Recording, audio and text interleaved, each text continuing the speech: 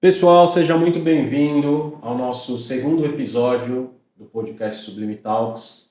Hoje eu recebo uma pessoa muito especial, parceira da Sublime Leilões, cuida de vários processos, experiente na questão de assessoria com leilões, seja judicial, extrajudicial, uma advogada muito competente e uma amiga, Bárbara Felizardo. Seja muito bem-vinda. Obrigada, Espero que o Bruno. nosso bate-papo seja muito proveitoso. E hoje nós vamos falar sobre os principais vícios e causa de nulidades nos leilões. Primeiro, no leilão judicial. Segundo, no leilão extrajudicial. Então fica com a gente, vai ser um bate-papo descontraído, como você já está acostumado de assistir, de ouvir nesse podcast. E vamos lá. Muito obrigado pela sua Pronto, eu sou pela, pequenininha. por você vir até a nossa empresa e participar desse episódio. Perfeito. Muito obrigada, Bruno, pelo convite. Fiquei muito feliz. Queria desejar aí boa tarde a você, toda a equipe da Sublime. Tenho certeza que a gente vai bater um papo muito bacana hoje. Legal, legal. Bom, como o público já está acostumado, Bárbara, no nosso podcast o intuito é descomplicar, é tirar um pouco o juridiquês, Sim, mas mantendo a seriedade, né, que as arrematações exigem, com certeza. né? Lhe convidei, né, para o episódio de hoje, porque a gente vê, né, que não que é algo da atualidade, mas a gente vê que os leilões eles estão muito sujeitos, né, a nulidades. Os arrematantes eles precisam ter um certo cuidado, né, que antecede o leilão, né, e não é aquela coisa de vou comprar primeiro, vou arrematar primeiro e depois eu vou buscar, né, conselho de um advogado, né, Sim, sugestões de um advogado na sequência. Não, muito pelo contrário, né? O leilão exige um estudo prévio, né? O arrematante, ele tem condições de fazer por conta própria, mas é totalmente aconselhável, né, que ele tenha um advogado, né, um ombro amigo, a gente costuma dizer, com né, certeza. para passar o caso com antecedência, para que o advogado analise, para que o advogado faça aquela minuciosa análise processual e não só comercial, Uhum. tá? Então eu queria que você falasse para a gente um pouquinho de como você enxerga, como que geralmente os clientes te procuram, em que fase, e o que é mais corriqueiro, né? Já que você vê isso todos os dias e tem muita propriedade para falar. Maravilha, vamos lá.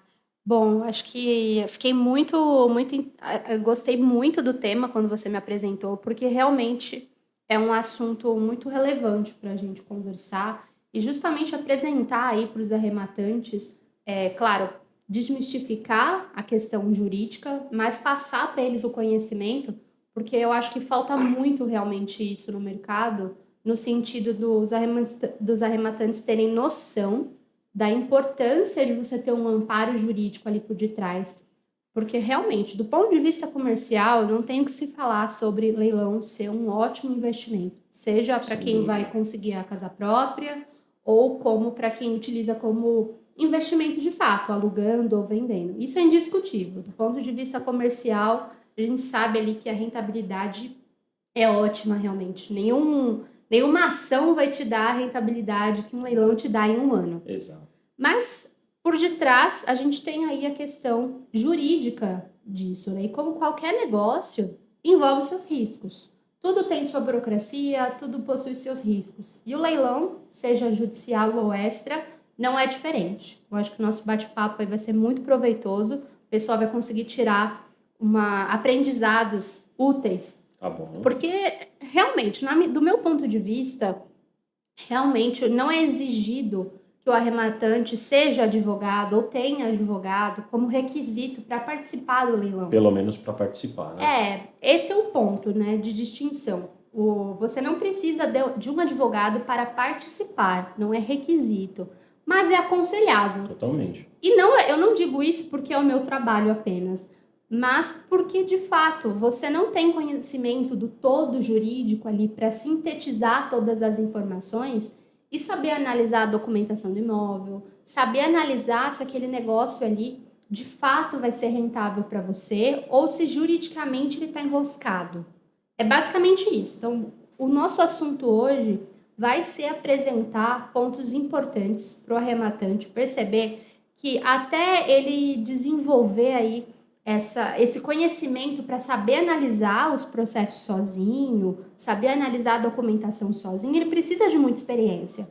E até os arrematantes mais experientes, que já fazem isso há muitos anos, eles contam sempre com um amparo jurídico ali antes da arrematação, justamente porque é um negócio previsível. Você conta com o risco, você calcula o risco.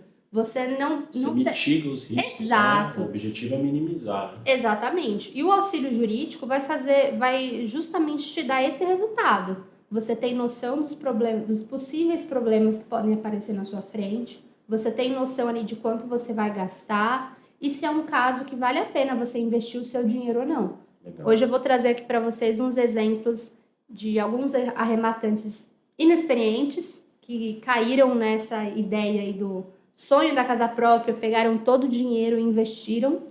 E não era um caso bom, justamente por conta dessa falta de conhecimento. Ou seja, olhou o desconto, brilhou os olhos. Exato. E achou que aquilo bastava, né? Exatamente. Então, eu conto bastante com... Infelizmente, boa parte dos clientes são iniciantes, né? Nós temos também os clientes que já nos passam ali uma gama mensal, semanalmente, para análise, e somente depois do nosso aval eles participam. Mas a gente também tem uma gama muito grande de clientes que nos contatam depois da arrematação. Legal. Eu penso o seguinte, Bárbara, penso que não é porque eu sou advogado, também estou inserido no meio jurídico, que eu penso dessa forma, né? Mas tendo um pensamento um pouco imparcial, eu acho que advogado não é despesa. Eu acho que advogado é investimento e precisa estar embutido ali nos seus cálculos, né?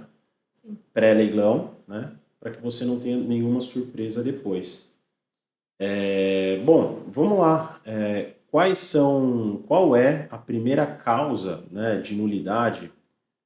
Isso, né, se você quiser falar dessa maneira, ou se você preferir falar no decorrer do processo ali, os cuidados que as partes têm que ter, porque a gente sabe que quem determina a marcha processual, e agora a gente está falando dos leilões judiciais, são as partes e o juiz ali, né? Perfeito. Autor, né, parte contrária, juiz ali.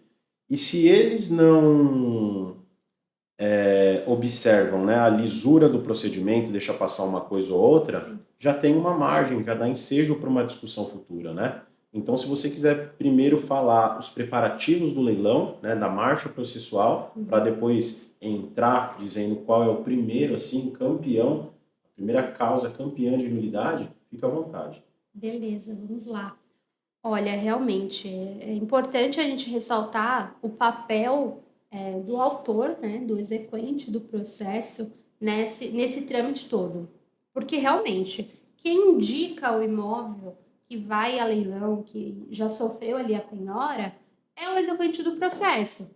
Tanto o leiloeiro como a assessoria, elas chegam depois de que tudo isso já foi decidido, né? Na verdade, para a gente explicar melhor aí para quem não tem noção dessa marcha processual, a maior parte dos leilões decorrem ali de uma execução, né? Você entra com um processo para executar alguém ali que está te devendo alguma coisa. A pessoa não te paga, você precisa executar algum bem dela para receber o que ela te deve. Então, vamos lá, a gente já passou aí pelo processo de conhecimento todinho, já tem uma sentença dizendo que a pessoa de fato deve a outra, já tem definido o valor, tudo isso. Qual vai ser o papel do exequente ali? Ele quer receber, o cliente dele quer receber. Então, começa a busca ali de bens a serem penhorados para receber isso que é devido. Okay. Então, o papel do autor, né, vou usar esse termo que é melhor do que exequente, do autor do processo, é justamente saber também identificar um bom imóvel. Porque aí vamos entrar no embate aqui agora, né? Muitas vezes o advogado, ele indica a penhora qualquer tipo de imóvel. E muitas vezes, pela nossa experiência, a gente sabe que não são imóveis vendáveis.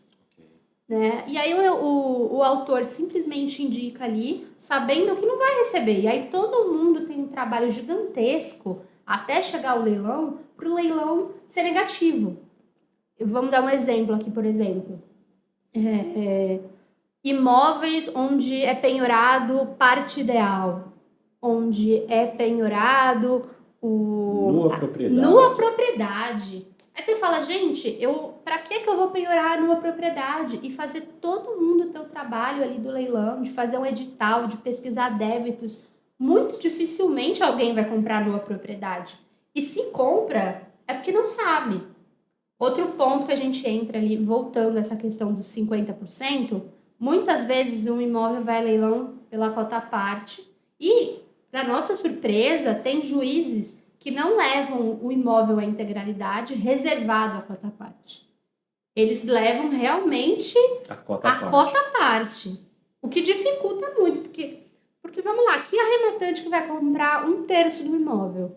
Ou 50% do imóvel? É porque você restringe muito a participação de terceiros e é como se fosse um leilão entre os coproprietários, né? Exato. Porque quem vai comprar metade de um imóvel geralmente, não estou dizendo que é uma regra, mas geralmente é quem já detém a primeira parte, né? Isso. A pessoa já tem 50 e arremata os outros 50. Exato. Isso de fato eu acho que é uma deficiência muito grande, mas eu também vejo que é algo leviano da parte do advogado do autor, porque ele, enquanto impulsionador do processo, ele deveria fazer esse requerimento em juízo. Olha, estou penhorando 50% porque o meu executado, nesse caso aqui, detém essa cota parte, mas eu gostaria que fosse realizado o leilão na integralidade, resguardado a cota parte do coproprietário alheio ao processo, né? Exatamente. Eu vejo que isso é uma deficiência, sim, e vejo também que os leilões de direitos também, né? Aí a gente já entra numa outra questão, porque muitas vezes o leilão de direitos foi avaliado o imóvel, sim, e tem um financiamento em aberto, e somado o financiamento, a arrematação foge do valor de mercado, então isso é um pouquinho complicado. Mas entendo que o autor precisa ter essa responsabilidade, né, de escolher um imóvel ideal. Com certeza, eu acho que quanto mais todas as partes assumem ali de fato a sua responsabilidade de impulsionar o processo em que lhe cabe, mais chance a gente tem de encerrar uma arrematação ali bem sucedida. Porque vamos desmistificar esse ponto, né? O arrematante, ele está resolvendo um problema, né? Exatamente. Então, a gente tem muito essa perspectiva no Brasil, por conta, acho que hoje o leilão já é muito mais amplificado, né? As pessoas já têm mais noção, apesar de não ter muito conhecimento sobre como funciona, mas a gente ainda tem muito aquele preconceito sobre o que é leilão, né? De, nossa, alguém tá te tirando da sua casa. O arrematante, ele pega o papel de vilão, né? Exato, exatamente. Então, é importante a gente mostrar justamente isso, gente. Um imóvel não vai a leilão de uma hora para outra. Nem todos os casos as pessoas elas detêm só um imóvel, porque vale a gente destacar aqui uma exceção muito importante, tá? A gente tem essa questão, principalmente imóvel de alienação fiduciária, esse ponto de, nossa, mas a pessoa só tem esse lugar para morar, e agora? E a gente coloca assim, no leilão, a nossa legislação, ela diz que os imóveis você pode apresentar ali como bem de família.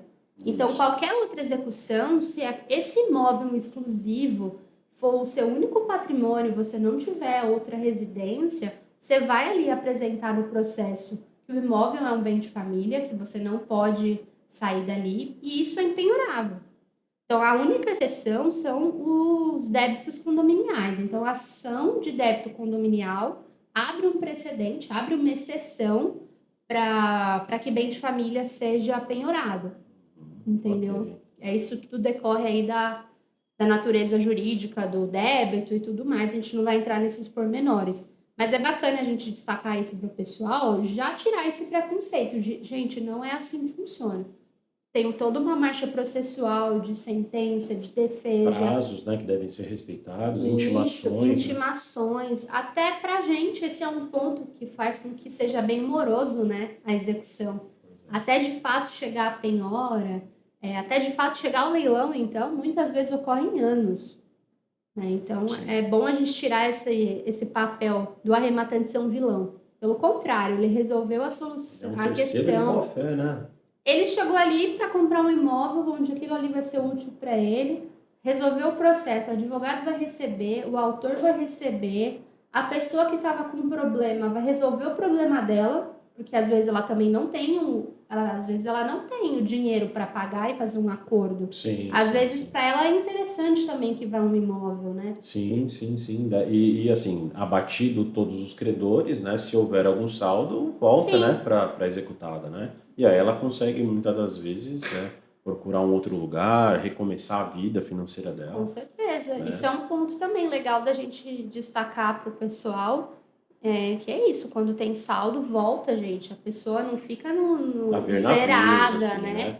Exatamente, se E, sobra. e do ponto de vista do arrematante, penso que assim, né, existem sempre os dois lados da moeda, né? O arrematante, por sua vez, ele está se beneficiando de um belo desconto, muitas das vezes, né?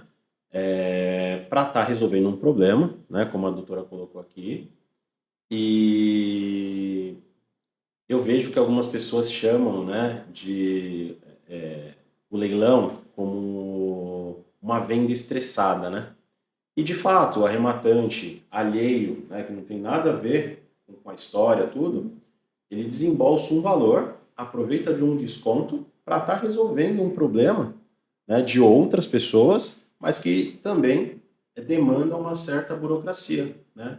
O que justifica, né? Então ele está comprando algo muito mais barato do que o normal, está pegando, né, teoricamente um problema, está resolvendo esse problema, está se beneficiando do desconto, resolvendo problemas de outras pessoas e praticando também a função social do imóvel, né? Ponto importante de A função social do destacar. imóvel. E doutora, me fala uma coisa, qual é a nulidade campeã, ou vício campeão, né, que você costuma ver, que as pessoas trazem, ou que você dá um feedback negativo para os clientes, né, dizendo, olha, João, não participa desse leilão não, porque esse leilão aqui, olha, está revestido de ser uma ótima coisa, mas não é. Olha, então a gente tem que destacar aqui a questão da alienação fiduciária. Tá? Que aí já é o ponto dos extrajudiciais, né? Ou não? Não, não necessariamente. Tem muitos imóveis que vão a leilão por uma execução dentro do judicial, Ah, um outro sim. processo, Ok. mas são imóveis que estão financiados. Ok. São os direitos que são levados a leilão. Então, vamos destacar aí, né? É um termo chato, alienação fiduciária. Para a gente é óbvio que é, mas Sim, sim, vamos sim. explicar. Basicamente, gente, é isso. Alienação fiduciária é quando você faz ali um financiamento. Então, a maior parte dos casos, você faz um financiamento com um banco, com uma construtora do imóvel. E aí, nesse ponto, é bom a gente destacar que a pessoa ela detém os direitos do imóvel, ela não tem a propriedade. Porque a propriedade geralmente é do banco, né? Da Exato. construtora do banco. Isso é um ponto bom da gente comentar, porque o pessoal, assim, de forma leiga, não tem noção dessa diferença, de que existem direitos e propriedade. E também não conhecem a diferença ali de hipoteca ali, e alienação, né? Então, o ponto do vício não é a alienação em si, tá? Porque muitas vezes a gente pode levar os direitos a leilão no processo judicial, não a propriedade. Mas aí a gente vai ter um equívoco e vai ser um erro suscetível, né? Todo mundo vai fazer. Então, vamos lá. Começa a penhora dos direitos decorrente ali da alienação. Aí o perito vai fazer a análise, vai fazer a avaliação do imóvel e ele faz a avaliação da propriedade. E a partir do momento que ele faz a avaliação da propriedade, o leilão faz o edital da propriedade, a pessoa compra a propriedade e assim segue. E aí quando você tem ali o leilão arrematado, homologado, chega o cliente falando para você que descobriu que tem uma dívida do dobro do que ele pagou de alienação fiduciária e ele não sabia. Entendi. Então, a gente tem um vício na avaliação do bem, neste caso, né? Passar aqui para vocês uma curiosidade, não vou dar nomes, mas a gente tem um exemplo prático aí para todo mundo identificar do que pode acontecer, né? Então, nós recebemos aí, tivemos uma cliente que teve um exemplo parecido. comprou o imóvel ali, o imóvel dos sonhos, brilhou os olhos, como você comentou, investiu todo o dinheiro e não tinha conhecimento nenhum sobre procedimento de leilão. Então, tudo ia ser visto depois. Não tinha noção de nada. Era só assim, olha, tô comprando minha casa, pronto. E aí, basicamente, iniciamos o contato, fizemos a análise prévia e apresentamos para ela que ela tinha arrematado um problema. Porque a dívida do banco, da alienação fiduciária, era 3 vezes o valor que ela tinha pago. O molho ia sair mais caro que o peixe. Exato. Exatamente. Assim, o cliente entrou em pânico, né? Entrou em desespero. Imagina. Porque qual o sentido de você comprar um imóvel, comprar uma dívida? Não tem sentido. E o credor, né? No caso o banco, foi muito esperto. Ele não apresentou o valor enquanto ocorreu o leilão. Ele só apresentou o valor da alienação fiduciária quando o leiloeiro juntou alto. Entendi. Nesse caso, o que você falaria para o nosso público para que eles já ficassem atentos quando eles fossem ler o edital e começasse a descrição do imóvel da seguinte forma: os direitos de uma propriedade, qual seria a sua sugestão, assim? O que você falaria para aquele arrematante que não é advogado? Porque penso que, por mais que você não é advogado, se você quer mergulhar no mundo dos leilões, o basilar você tem que saber. Sim.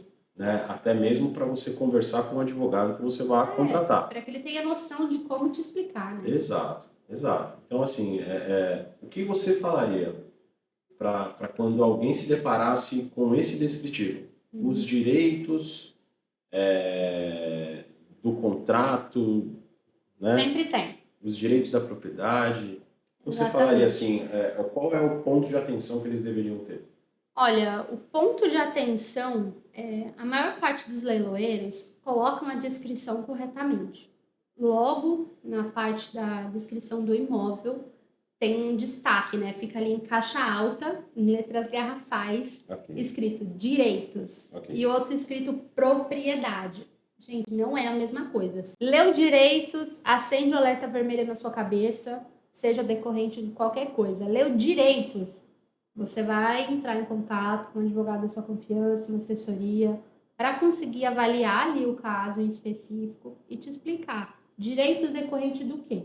Porque muitas vezes a gente não pode indicar ali, gente, para o pessoal que direitos por si só é para você descartar a possibilidade, porque não é um bom caso, não. Isso é importante falar. Tudo depende, realmente, tudo depende. Então, tem muitos casos que é sim interessante. A gente precisa avaliar ali se for decorrente de alienação fiduciária, às vezes o débito a ser quitado. Ou se já está quitado, né? Exato. Então, às vezes tem ali a averbação, mas o débito não existe mais, ou às vezes o valor é pequeno, às vezes nem tem débitos. Não houve a baixa da alienação fiduciária. Exato. Podem ter várias possibilidades. Então, também não fique com medo por si só não de serem os direitos. Automaticamente, né? Mas é um ponto importante da gente destacar, porque essa questão da avaliação correta gera, sim, nulidade e pode, juntamente com isso, te trazer um grande problema aí. Sim, sem dúvida. Penso que, né, se for direitos, né, os direitos que estão sendo levados a leilão em virtude de uma alienação fiduciária, de financiamento em aberto, penso que, assim, o primeiro ponto é o arrematante ir atrás, né, desse saldo, né? Saber quanto é o saldo, buscar essa planilha junto ao banco ou o termo de quitação, ou entrar em contato com o leiloeiro para que o leiloeiro se manifeste no processo pedindo a intimação do credor fiduciário, né? E como a doutora falou, não é motivo, né, para descartar automaticamente, até porque tem direitos que é em virtude da falta de registro, né? Exato. Que a gente chama popularmente de contrato de gaveta, né? Muitas vezes é decorrente apenas disso. Não E aí houve ali o registro efetivo da propriedade. É o famoso contrato de gaveta, de fato. A pessoa só não levou a registro, talvez para poupar o ITBI. Muitas vezes. É muito mais comum do que a gente imagina no nosso país. o pessoal não ter aí esse conhecimento sobre a questão do registro. Esse é até um outro ponto que a gente pode depois, né, ter Legal, um outro legal. vídeo aí. É, às vezes, assim, não generalizando também, mas às vezes a pessoa compra um imóvel e já está com os cálculos apertados Sim, ali, e aí não tem o pode recolher o imposto. ITBI, aí também não pode pagar as custas, né, registrais, né, da Sim. escritura de compra e venda, deixa de fazer, Deixa para depois. deixa para fazer e depois cai no esquecimento, né? Só que aí a gente tem um grave, um sério problema, né? Sim, Porque na matrícula ali, por mais que a pessoa, né, o anterior proprietário não seja mais dono, pela falta de registro é o nome dele que aparece ali ainda, né, do antigo proprietário, exato. né? Então, Então, assim, a pessoa não faz, seja por qualquer motivo, mas ela sim. assume o risco também, né? Ah, com certeza. É importante esse ponto, porque o pessoal não tem conhecimento ali dos impactos que pode gerar a falta de registro, né? Exatamente. E existem impactos para os dois lados. O A pessoal gente... acha que termina ali no contrato. É Fiz um isso. contrato. Gente, nós não estamos nos Estados Unidos. Então Pois não é é, assim. pois é, pois é. Bom, bacana. Eu acho que acendeu o público, teve o chamariz de atenção, assim, para os direitos, né? E qual você acha que seria a segunda causa, o segundo vício mais popular? Olha, eu acho que é a questão da falta de intimação das partes.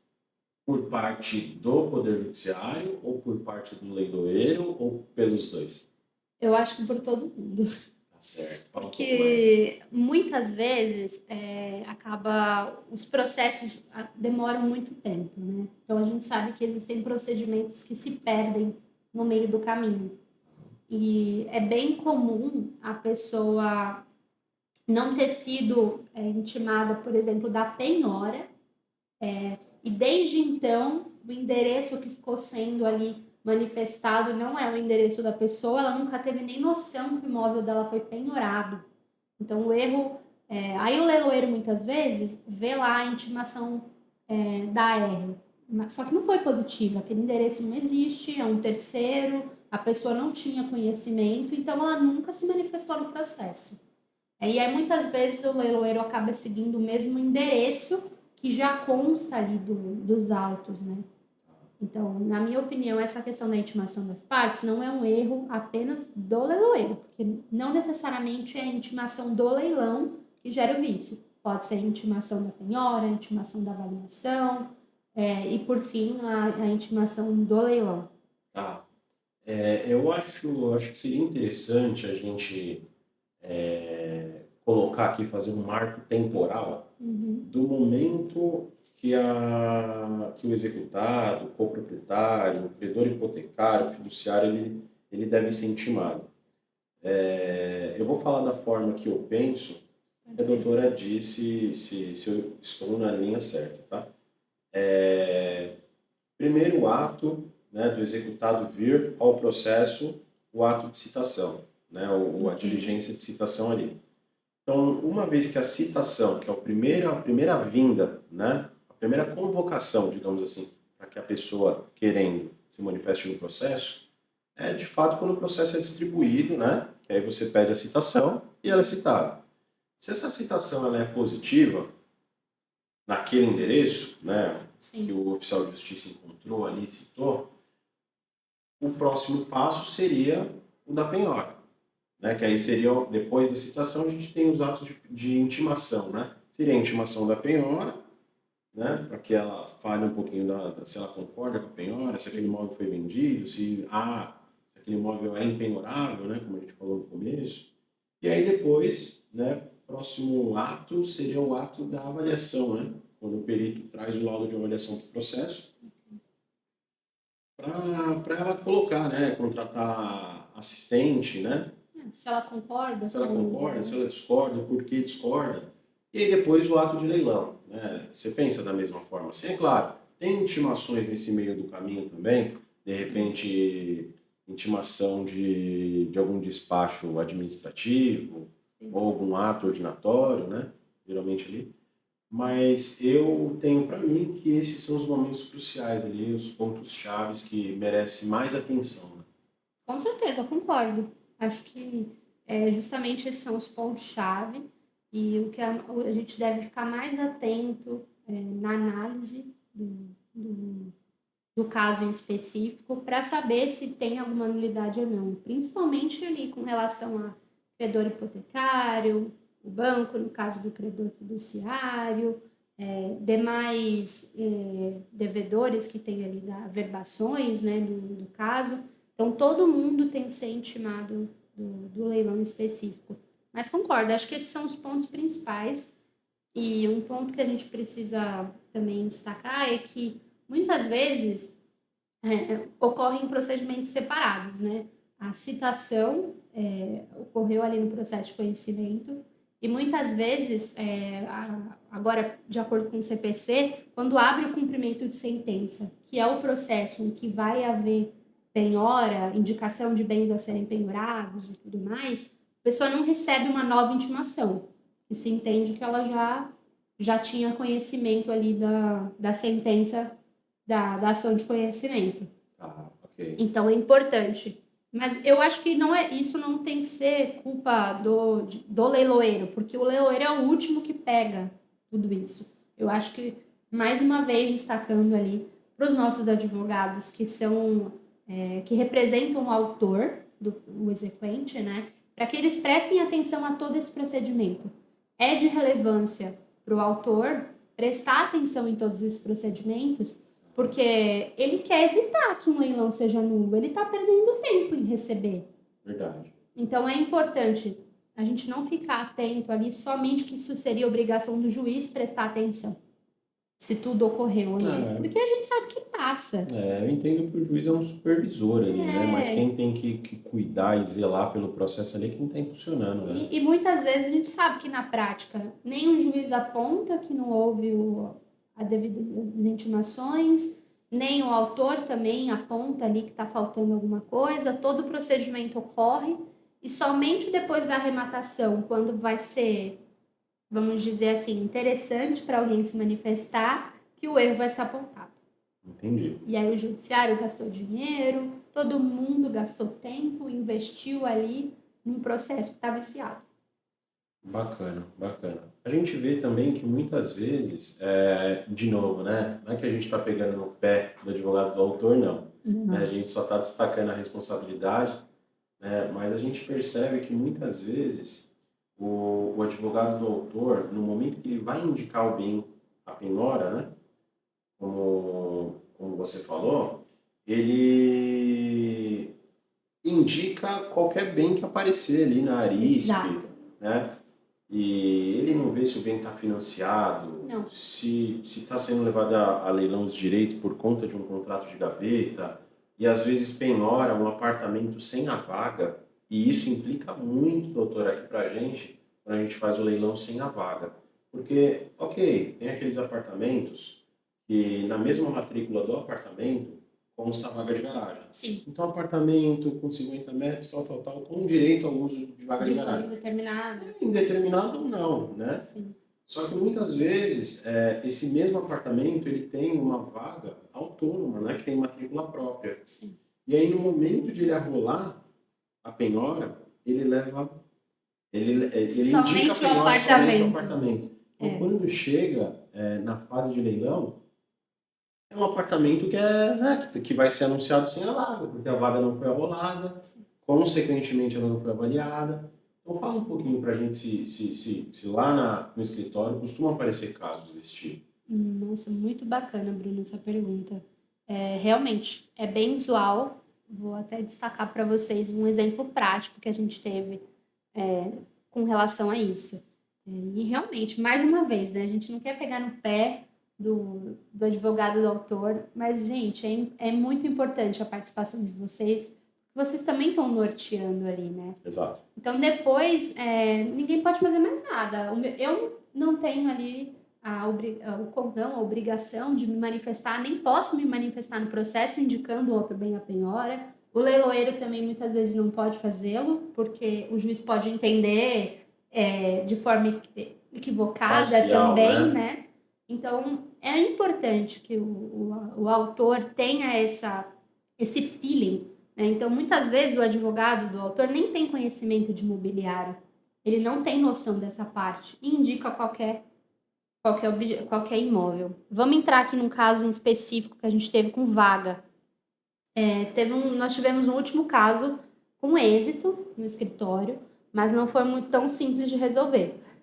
Esse caso, nós tivemos um imóvel que foi levado à penhora. Mais uma vez, tem a descrição ali simbólica da matrícula com direito à vaga indeterminada, mas o imóvel em si não tinha uma vaga, porque as vagas do condomínio eram autônomas e não foi levado à penhora a Mas vaga. constou na matrícula que tinha? Na verdade, constou no edital. Entendi. O edital constou. Era um cliente que também foi a primeira arrematação. Então, para ele estava escrito vaga de garagem lá. E, de fato, esse caso, o edital tinha escrito uma vaga de garagem. Talvez tenha constado no laudo de avaliação pelo período. Foi exatamente isso. Contando um pouquinho mais sobre o caso, foi o equívoco, né? O vício começou com a avaliação do perito. O perito colocou uma imagem, inclusive, da vaga que seria, né? Então, todo mundo entendeu ali com a avaliação do perito que tinha sido penhorado os dois. E aí, dessa forma, o leiloeiro colocou no edital o apartamento e a vaga, depois de arrematado à vista, inclusive. É um imóvel ali de médio alto padrão. Descobriu-se que não existia, que não continha essa vaga. O cliente entrou em contato com o condomínio, né, para já tentar sondar ali alguma situação, se estava ocupado ou não, e não tinha. Esse cliente, ele já estava buscando se informar sobre leilão, ele tinha entrado num curso, inclusive. Curso de leilão. Curso de leilão. Mas no curso, como ele me falou, não lembro ao certo qual curso, o intuito nem é esse também, você não aprende ali a questão jurídica, né? Então ele sabia que ele tinha que entrar em contato com o condomínio e verificar, começar a sondar as informações. Isso ele sabia. Tá.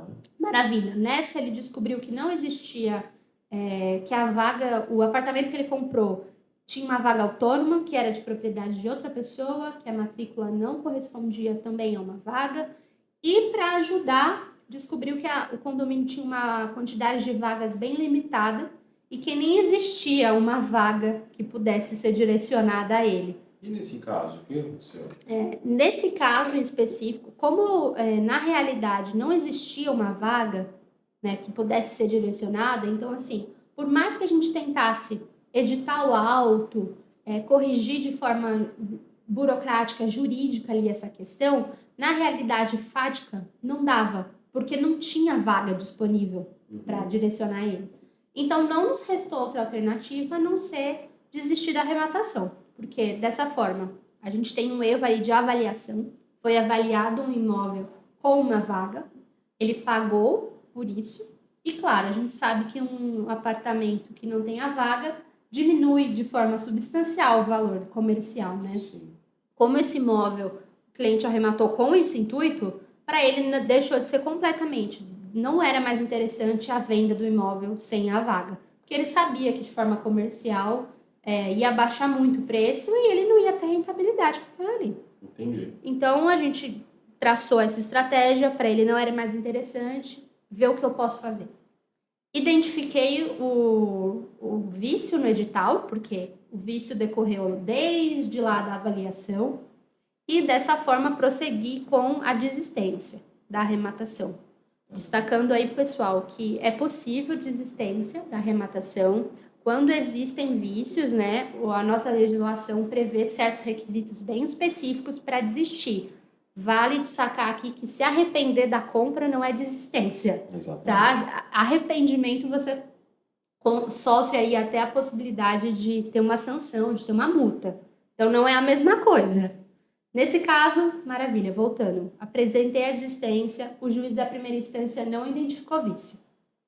Ele não entendeu. Ele não homologou sua desistência? Não homologou. E aí, dessa forma, entrei com o recurso, nós entramos com agravo de instrumento, conseguimos obter o efeito suspensivo, então foi muito bom, porque dessa forma ficou tudo ali suspenso, até de fato o julgamento, parou a arrematação, e o tribunal reconheceu o vício. Justo, é legítimo, né? Exato. O tribunal reconheceu que existia o vício decorrente desde a avaliação, que constou no edital de forma expressa vaga de garagem, portanto, o vício estava claro nesse caso. Aparente, né? Exatamente. E aí a gente teve sucesso, tivemos êxito em reconhecer a desistência. Dessa forma, o arrematante conseguiu aí o valor da arrematação de volta e também a comissão do leiloeiro, porque o vício foi do edital também. Tá certo. Então aí a gente conseguiu levantar o valor dos dois. Legítimo. Mas vamos lá, né? Não é um procedimento rápido. O cliente ficou ali com o valor parado durante um pouco mais de um ano, inclusive, até o julgamento. Não foi rápido o tribunal que caiu não foi tão rápido. Sim, às vezes Mas acontece. ele ficou extremamente feliz e satisfeito porque recebeu tudo corrigido ali. E então ele ficou muito feliz de ter conseguido resolver o susto. Legal. Né? Mas esse é um vício. Menos pior, né? Com certeza. Então, vagas de garagem é um dos grandes casos ali que apresenta vício, sim. Certo. Bom, então aqui, me ajuda a lembrar, tá? A gente viu a questão bem superficial, assim, de como que o processo é impulsionado, a marcha processual. Perfeito. Falamos da importância das intimações. Falamos da questão do vício, né? Dos direitos, né? Sim. Quando é direitos, né? Que, pelo amor de Deus, gente, direitos não é vício, não. Eu me expressei mal aqui. Direitos só precisa de um pouco mais de atenção. Isso. Né?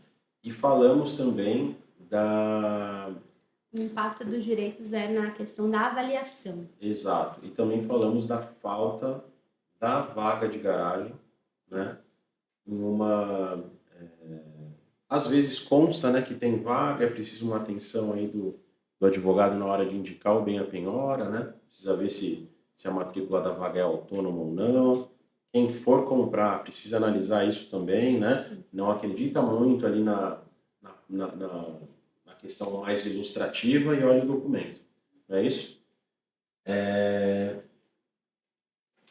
Vamos lá. Falando ainda da vaga de garagem, só para a gente finalizar. O que eu tenho visto é que, ainda que conste, né, no leilão a vaga, constou a vaga, mas ela não foi arrolada, né, no momento da penhora ali, mas ela foi avaliada.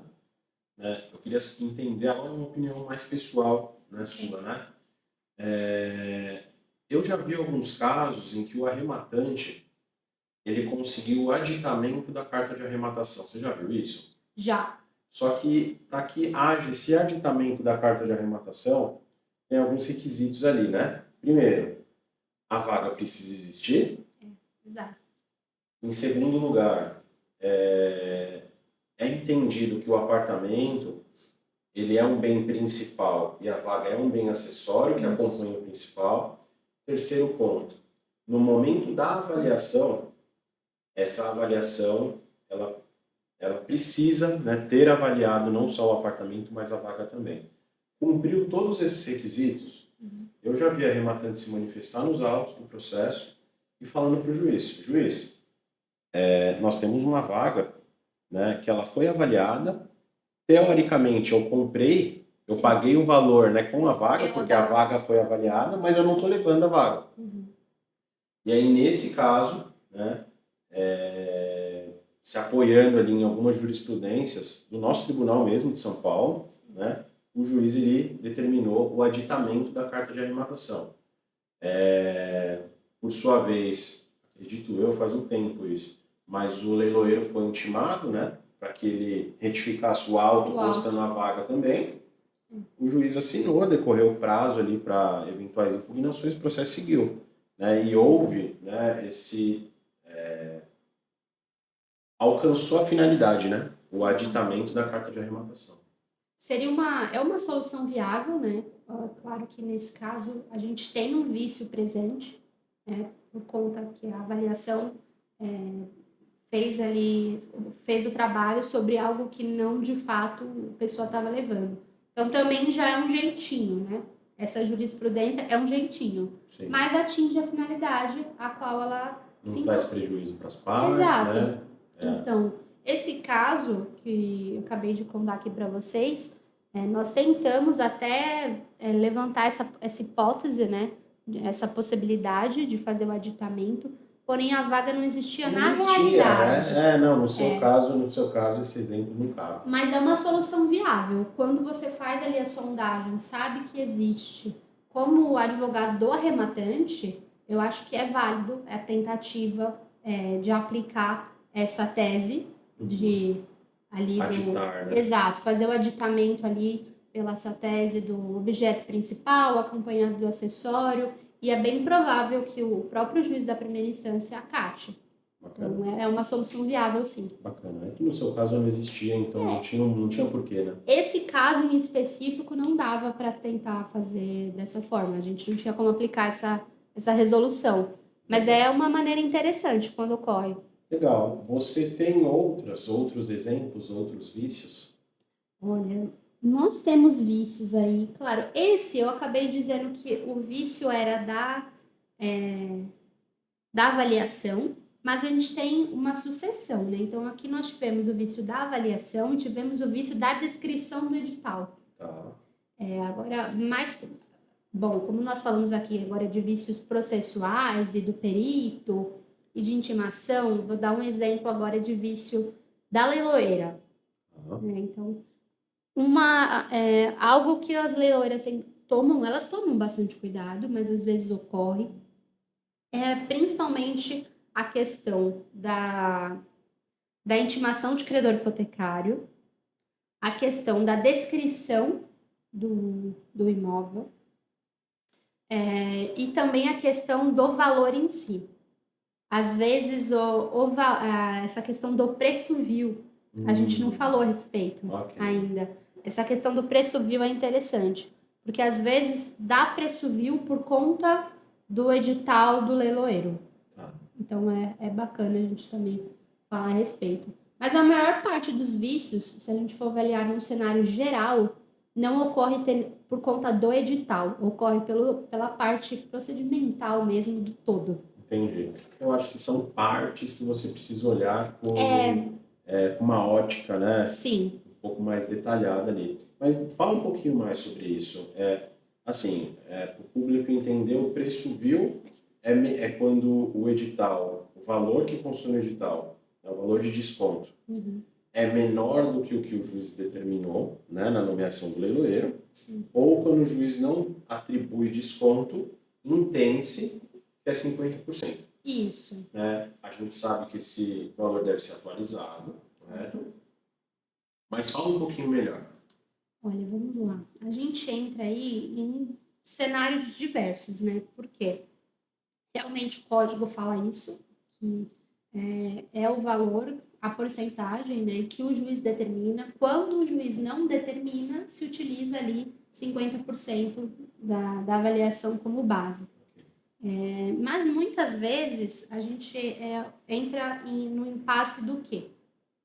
Tem juiz que entende de uma maneira e tem outros que levam de outra forma. Por exemplo, essa questão da avaliação.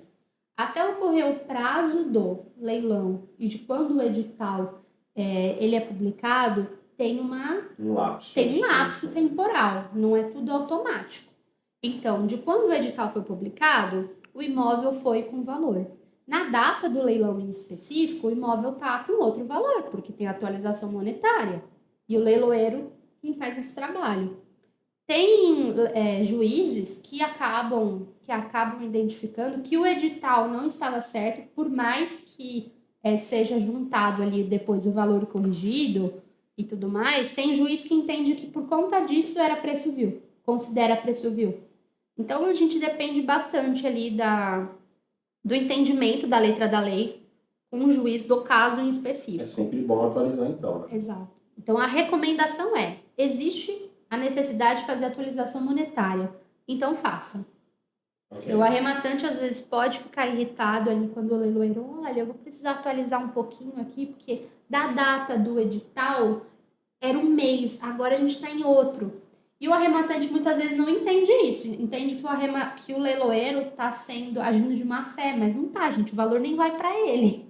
Verdade. É uma forma de evitar. Assim, ele recebe a comissão que é reflexo da arrematação, né? Só que quando a gente fala em atualização, não significa que o valor vai aumentar. O valor pode Sim, ficar estático ou diminuir, exato. Isso né? é importante a gente destacar também, porque Legal. depende da tabela, né? Sim, sim. Aqui na Sublime, a gente costuma, o nosso site já é preparado para isso. Sim. Então, no mês que, geralmente, quando a gente fala de leilão judicial, o leilão ele tem duração de 22 dias, 23 dias, né? E quando o leilão abre, né, é pego aquele último índice disponível ali e é atualizado o valor, justamente para evitar Evitar. esse tipo de discussão. Eu entendo também, concordo, tá? E, bom, é como a gente falou no começo, né? O intuito é minimizar, mitigar os Sim. riscos assim e levar maior segurança para os arrematantes, né? Falando de avaliação ainda, a gente sabe que a lei, como eu posso dizer isso? Ela traz uma previsão e eu encaro até como uma sugestão, porque a lei ela fala o seguinte, que o executado ou qualquer outra parte, e aí você me corrige se eu estiver errado, tá? Ultrapassado 2 anos da avaliação, ele pode requerer uma nova avaliação, né? Isso, né, respeitado esse prazo, se antes disso não houver uma mudança drástica ali que valorize o valor. Ou seja, inaugurou um metrô ao lado do imóvel penhorado, abriu um shopping, enfim, teve alguma mudança drástica comercialmente falando? Então, pode ser manifestado no processo. Não teve a sugestão, né, o CPC, eu não sei se é uma determinação, eu encaro mais como uma sugestão, porque isso traz reflexos para o processo, onde o autor vai ter que custear mais uma avaliação, e muitas vezes alguns, acho que até a maioria dos juízes entendem que basta pegar a avaliação, ainda que superior a 2 anos, e atualizar, Exato. que isso, né, se não houve nenhuma mudança radical, tá ok. Né? E aí, ultrapassado esses 2 anos, já tem uma margem ali para discussão, uma reavaliação. O que você entende disso? Eu entendo que é uma sugestão também, porque na prática, né, a jurisprudência que a gente vê aplicada em São Paulo, tá? É justamente essa. Os juízes, na maior parte das vezes, se você não comprova ali que de fato houve um evento, algo que realmente Super valorizou, valorizou, né? super valorizou, ou também reduziu, né?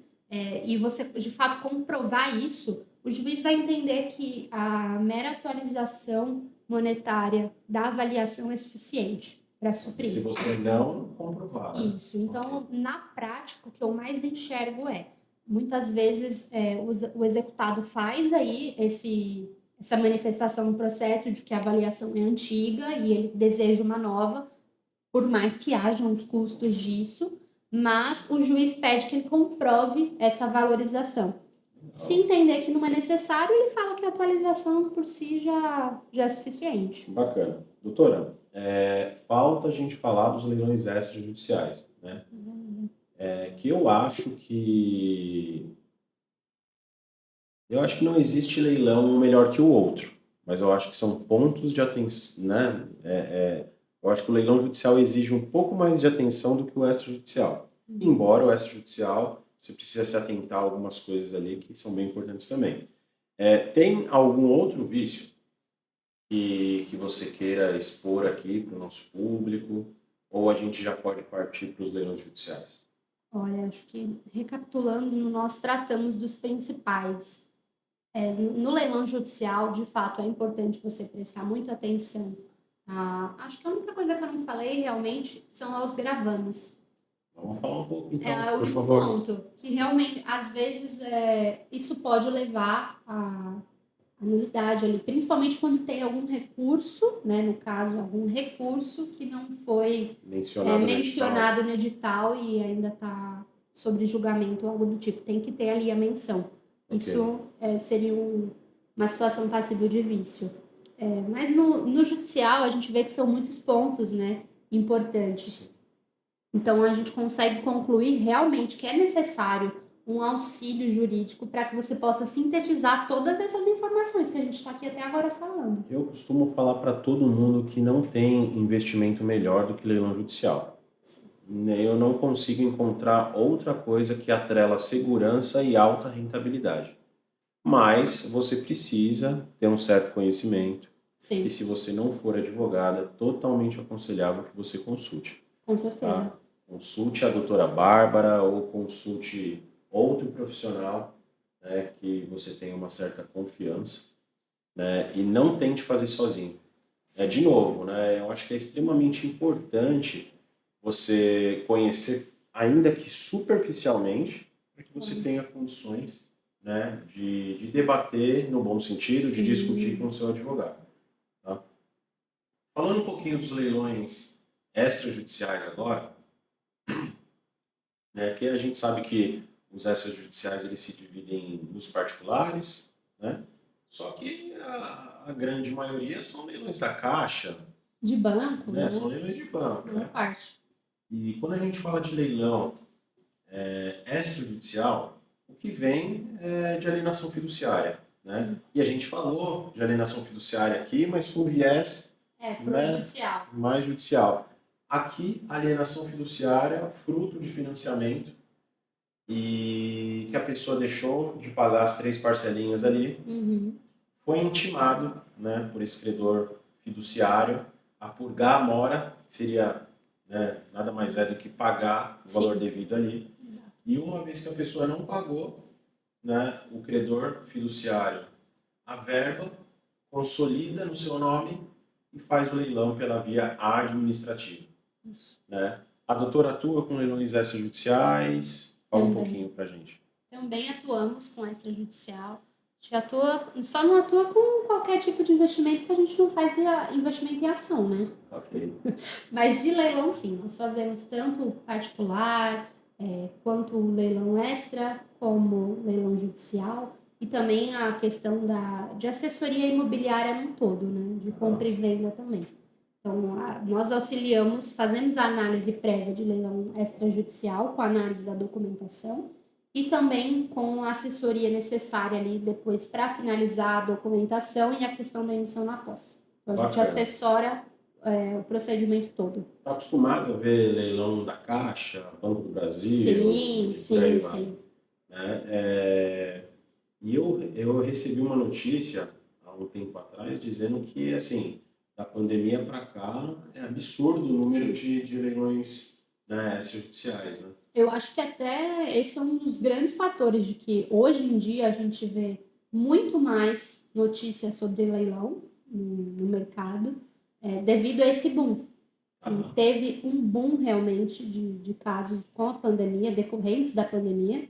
Então, é um dos principais fatores, com certeza, porque gerou para o arrematante, abriu um mercado, né? Mas também, infelizmente, aí para várias famílias não é uma Sim, questão positiva.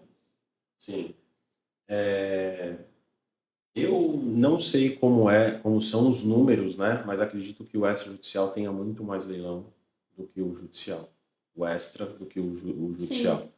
Né? Fruto da pandemia, né? Acontece também o ciclo imobiliário, a gente sabe disso, né? isso é E verdade. eu acho que o extrajudicial, ele é até mais popular. Eu acho não, não tenho dúvida disso. Eu Ele acredito que é mais seja popular. mais popular por quê? Porque muitas vezes a Caixa divulga no seu próprio site, né? Sim. O E Banco do Brasil, tem Santander, até os Banco Inter, né? Até Banco bancos, Inter, Itaú, até os menores, né? Até sim, bancos menores, né? Usa, né? Além de consolidar a propriedade e, de fato, realizar o procedimento que a lei obriga, né? Que é o primeiro leilão pelo valor de avaliação, o segundo leilão pelo valor da dívida. Aí sim, né? Se caso não vende nesse leilão de alienação fiduciária, né? Aí já está consolidado em nome do banco, e aí sim os bancos costumam fazer aqueles feirões, né? Esses dias eu vi outlet dos imóveis, né? nossa, essa é boa. Então, aí os bancos eles dão nome, né, de fato, para dar aquela vazão, né, nos imóveis que não foram arrematados, né, Sim. no leilão obrigatório, né? E eu queria que você pontuasse, né, os vícios, né, de maneira bem breve, assim, os principais vícios, né, do extrajudicial. Maravilha. Olha, eu acho que os principais erros do extrajudicial dizem respeito à questão aí das intimações. Porque vale a gente pontuar aí para o pessoal que, gente, o procedimento da alienação do leilão extrajudicial segue uma lei específica, Própria. exato, tem uma lei própria, que no caso a gente tem aqui o novo Marco Legal das Garantias, que houveram algumas atualizações agora em 2023 da lei de alienação fiduciária, não segue ali as mesmas regras no todo igual o leilão judicial, tá? São pontos diferentes. Então, falado isso, a gente tem que os maiores casos de vício no extra são decorrentes das intimações. Então, intimação de purgar a mora. Por exemplo, a purgação de mora, a intimação ela tem que ser pessoal. Então, esse é um estilo específico, né? Muitas vezes o banco vai fazer ali o procedimento com o cartório e o cartório vai fazer a intimação a você. Existe isso. Então, o cartório vai lá, porque a intimação ela tem que ser pessoal. Entendi. É diferente o procedimento. Entendi. Isso é um grande exemplo. E outro ponto também a gente vê que a maior parte dos leilões extrajudiciais tem ações autônomas, onde a pessoa que tinha ali o contrato de financiamento alega a questão de juros, a questão do valor incorreto. Uma ação autônoma, né? Exato. Ao procedimento administrativo, que essa ação está no Poder Judiciário, né? Exato, exatamente. Então, é bem mais difícil você comprovar vício da arrematação extrajudicial. Porque muitas vezes o edital vai estar ali com a descrição do imóvel, a questão da matrícula, a questão do preço também é bem mais delimitado. Então, é mais complicado de se provar esses vícios, que é principalmente a questão das intimações, a questão da ausência de publicação do edital e também a questão de intimação de cônjuge, intimação de outros devedores. A maior parte é por isso mesmo. A doutora acha, então, que se a gente, de maneira genérica, né, sem trazer um caso concreto, o interessado em um leilão extrajudicial, ele deve se ater principalmente, e não só, né, mas principalmente às intimações, né? Com certeza. E é um ponto do qual o arrematante não detém não tem como ter acesso, conhecimento acerca disso. Informações, né? Então, esse é um dos fatores de eu preferir o judicial, porque as informações são mais claras e mais fáceis de se encontrar. No extrajudicial, eu tenho que presumir que as intimações foram feitas, né, porque é o que está no edital lá, e principalmente conferir se na matrícula existe a consolidação do imóvel. E esse sim é um erro, Crasso, é um vício gritante. O imóvel deve estar devidamente consolidado na matrícula para que ocorra o leilão. Se não tiver, é um vício aparente. Ok. Mas essas informações não são facilmente obtidas com relação às intimações. Ok. Intimação da purgação de mora e intimação do leilão também, né? Aí, as do leilão, muitas vezes você liga para o leiloeiro, né? Exato. Agora, a do banco, de fato, existe a possibilidade de puxar ali na Arisp, mas é algo que não está acessível a todo mundo, né? Sim. Concordo. Esse é o ponto. Concordo. Mais algum vício? Olha, do extrajudicial, acho que são os principais. Exatamente. Beleza. Bom, eu tenho aqui, né, a produção preparou aqui um bate-bola de mitos e verdades. Vamos lá. Tá? A primeira pergunta é: qualquer vício no edital anula automaticamente o leilão antes do encerramento? Olha, vamos lá. Eu acho que essa afirmação aqui tem um ponto crucial, né? E a minha resposta seria que não anula automaticamente, porque o vício ele precisa ser apontado ali no judicial para que não é de ofício. Você precisa fazer o apontamento do vício para que sim o juiz decida acerca dele e decrete a nulidade. Vale para o extra também? Vale para o extra. Precisa ser provocado, então. Precisa. Em Então, teoria, a gente fala que o vício por si só anula. Sim, se existe o vício, você sabe que é nulo, mas precisa ser provocado, precisa Ok. ser apontado. então é um mito. Eu acho que é um mito. Ok. A minha opinião é. Segunda pergunta. Editais já homologados por juiz não contém erros ou vícios? E isso a gente falou durante o nosso bate-papo aqui. Com certeza. Então, assim, não tenha dúvida que isso é mito. Sim. Vamos Concordo. lá. Terceira pergunta. Se tem vaga no edital, o imóvel tem que vir com vaga. Eu acho que a produção tinha uma bola de cristal. Também acho, porque nós respondemos essas questões no longo do Respondemos podcast. também. Então, doutora, se tem vaga no edital, o imóvel tem que vir com vaga. Mito ou verdade? Olha, realmente essa parte do direito a gente fica nessa de tudo depende, né? É o que você aprende na faculdade, tudo depende do caso concreto. Realmente, em regra, se está no edital, tem que vir. Mas a gente sabe que na prática, igual nós apontamos aqui alguns casos reais, de que nem sempre é possível, né? Bom, eu vou pedir para a nossa produção para que, nesse exato minuto, faça uma referência ao trecho que nós falamos sim. disso. Bacana. Mas é mito. É mito. Legal. O edital é o coração do leilão. Isso eu acho que é... Ai, gente, é verdade. É verdade, mas depende também, porque tem editais que são corretos. Então, o edital não supera a legislação. Mas, acho que vale o asterisco aqui. A gente pode dizer que, na prática, sim, o edital é o coração do leilão e, sim, o arrematante tem que prestar atenção às informações que estão ali, porque elas norteiam. Mas, claro, existe o asterisco, porque o edital pode estar incorreto em algum ponto. Ok. Então, é mito ou verdade? Ou meia verdade? Ai, gente, eu não gosto dessa frase de meia verdade. Podia ter acrescentado aqui mitos, verdades e depende. Mas aí todos seriam depende. Todos. Eu vou colocar esse como verdade. Ok. E por fim, se no edital diz que os débitos condominiais e fiscais ficarão subrogados no valor da arrematação, logo o arrematante não arcará com esses débitos. Ai, gente, depende, gente. Pelo amor de Deus, eu só vou responder depende. Olha, em regra, a gente tem os artigos que, sim, os débitos próprio terreno, né, que são os que acompanham o imóvel, ficam subrogados. Claro que a gente já tem agora algumas decisões mais atuais com relação ao débito fiscal, mas isso também fica para outro assunto. Mas, enfim, depende do ponto do quê, tá?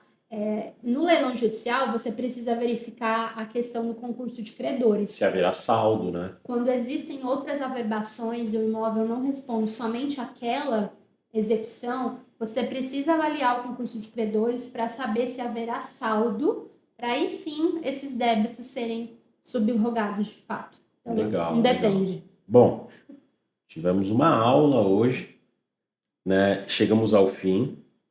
E eu gostaria, antes de mais nada, de te agradecer o seu tempo, agradecer a sua expertise e, sem dúvida, né, faço votos que você volte no futuro para a gente reforçar ainda mais essa questão do leilão judicial e do extrajudicial. Muito obrigado pela sua participação.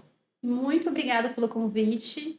Foi um prazer estar aqui nesse bate-papo e, com certeza, estendo o convite aí, se me convidarem novamente, virei. É muito gostoso conversar sobre isso e espero também que o conteúdo seja válido e o pessoal realmente tenha tirado dúvidas aí sobre essas questões importantes.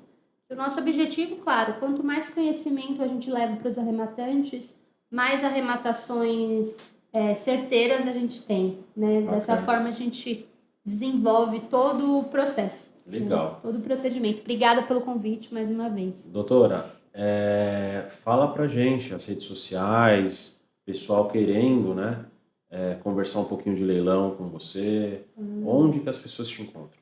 Vamos lá. Nosso telefone é 22523000, Tá? DDD 11. Esse número também é o WhatsApp, tá bom? Então pode mandar um WhatsApp lá que eu vou estar respondendo você, explicando, dando essas primeiras instruções. Vai ser um prazer. Nas redes sociais, nós postamos bastante conteúdo, estamos começando a postar bastante conteúdo no Instagram. Nosso Instagram é @laurentum.assessoria. Laurentum.assessoria com M no final. Bacana, bacana. Estivemos aqui então, pessoal, com a doutora Bárbara Felizardo, tá? Da Laurentum Assessoria.